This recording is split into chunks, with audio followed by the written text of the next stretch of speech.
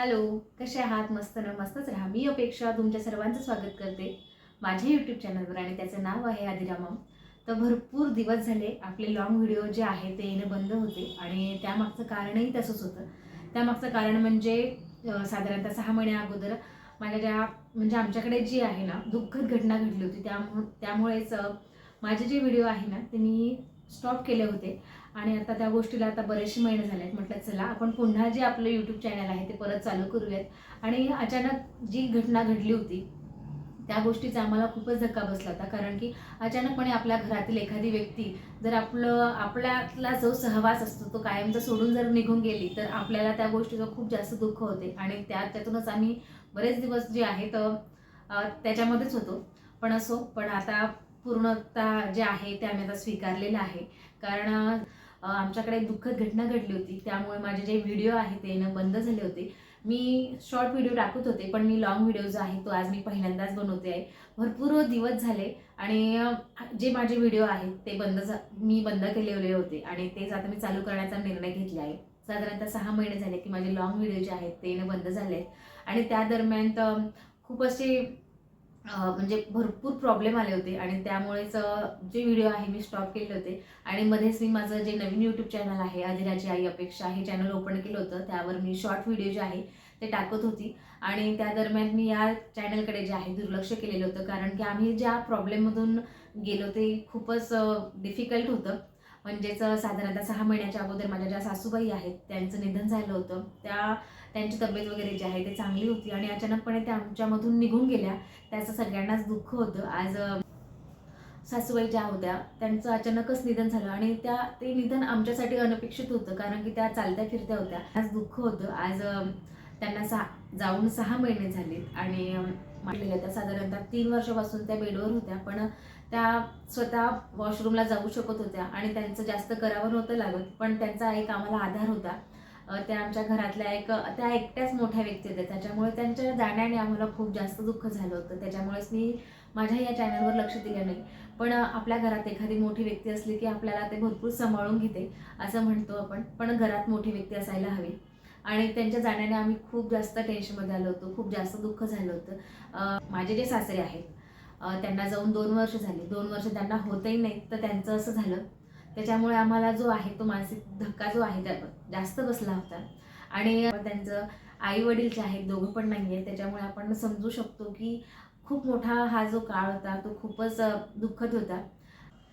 म्हणजे मंगळवारी त्यांची तब्येत अचानकच बिघडली. पण तरीही त्या तब्येतीमध्ये त्या एकदम ओके होत्या. मी त्यांना विचारलं पण की आई तुम्हाला बरं वाटतंय का? तर त्या हो बोलल्या. आणि मी म्हटलं आज माझा मंगळवार आहे, माझी मंगळागौरी आहे, तर मी मंगळागौरीच्या पूजेला जाऊ का?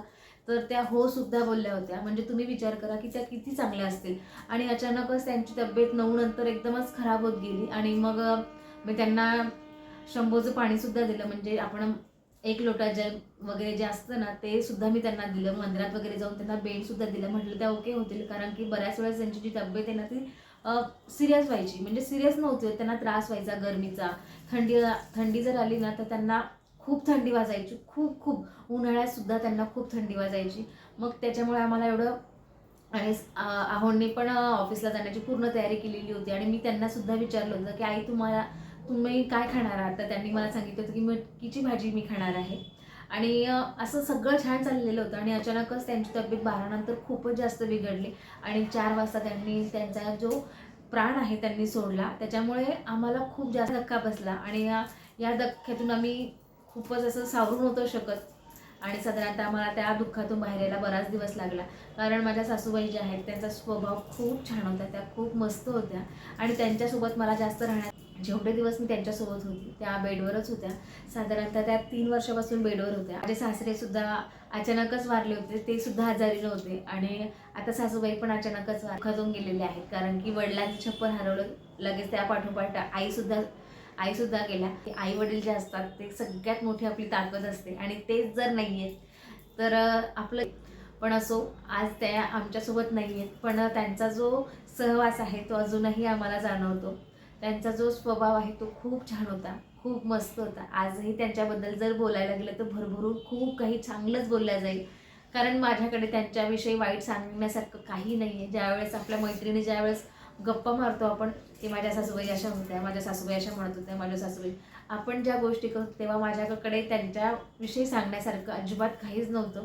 आणि आजही मी सांगते की माझ्या सासूबाई खूप छान होत्या, खूप प्रेमळ होत्या आणि त्यांना पाहुणे खूप आवडायचे. माझ्या जरी माहेरचे जरी आले तरी ते खूप छान, त्यांच्यासोबत त्यांचा बॉन्ड व्हायचा. त्यांनी कधीही कोणालाही परकं मानलं नाही आणि त्यांनी आम्हालाही सुनांना कधीच परकं मानलं नाही. त्यांनी त्यांच्या मुलीसारखं आम्हाला ट्रीट केलं आणि ज्या त्या करू शकल्या नाही त्यांनी आम्हाला सगळं फ्रीडम दिलं की मी जे करत नाही आहे ना ते तुम्ही करा. आणि तिचा जो स्वभाव होता तो खूप छान होता आणि आजही त्यांची आठवण येते. आजही ते आमच्या सोबत आहेत आणि नेहमी राहतील असं मी म्हणते. कारण की आईवडिलांचा आशीर्वाद हा आपल्याला हवाच असतो आणि आईवडील गेल्यानंतर त्यांची किंमत कळते. आज जरी माझ्या सासूबाई असल्या तरी मला त्यांच्याविषयी बरंच प्रेम आहे. दिवस मी त्यांच्यासोबत घालवले ते खूप छान होते आणि त्या गेल्यानंतर सगळ्यात जास्त मला खूप जास्त रडायला होतं. आजही मला जर आदिराने विचारलं की आई कुठे गेली आहे, मम्मा आई का कलावती इकडे गेली आहे का आणि ती कधी येणार आहे, ती आकाशात तारा बनून राहिली आहे का, ती बरेचसे प्रश्न मला आजही विचारते. कारण तिला सुद्धा आईची खूप आठवण येते.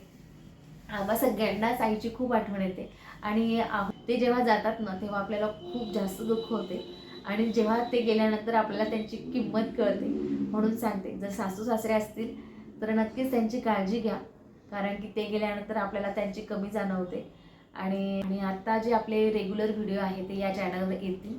त्यासाठी माझे व्हिडिओ जे आहे रेग्युलर पहा, जेणेकरून तुम्हाला माझे जे व्हिडिओ आहे कसे वाटतात आणि त्याच्यासाठी ते माझे जे व्हिडिओ आहे स्टिचिंगसुद्धा पाहायला मिळेल. आणि तुम्हाला माझे व्हिडिओ आवडत असतील तर नक्की लाईक करा, शेअर करा आणि सबस्क्राईब करा.